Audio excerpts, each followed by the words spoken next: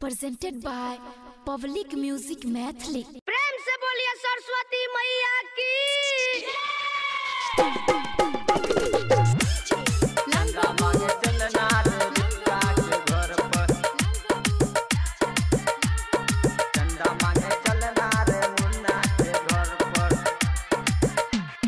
कलसा उठे बे सुन अपना रे माथ पर, कलसा उठे बे सुन अपना रे माथ पर। चंदा मांगे चलना रे संजीत के घर पर, चंदा मांगे चलना रे राजेश के घर पर।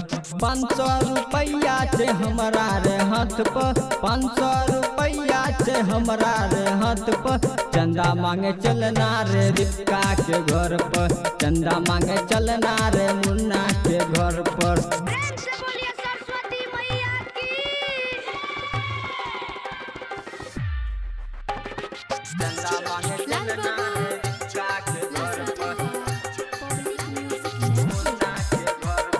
कहे छियो बात हमर सुने ध्यान से, सुने ध्यान से रे सुने ध्यान से।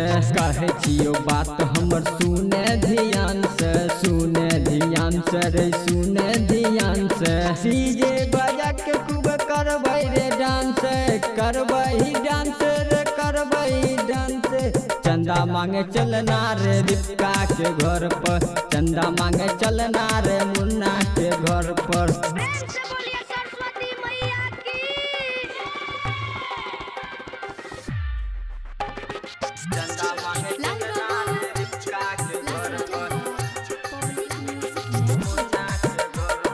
बिना बलि आबै छै हंस वाला रथ पर, हंस वाला रथ पर, हंस वाला रथ पर। बिना बलि आबै छै हंस वाला रथ पर, हंस वाला रथ पर, हंस वाला रथ पर। राइटर भरत संजीत के दही बताई रे, दही बताई रे, दही बताई रे। चंदा मांगे चलना रे रिक्का के घर पर, चंदा मांगे चलना रे मुन्ना के घर पर। Recording studio public music Dudhpura बाजार।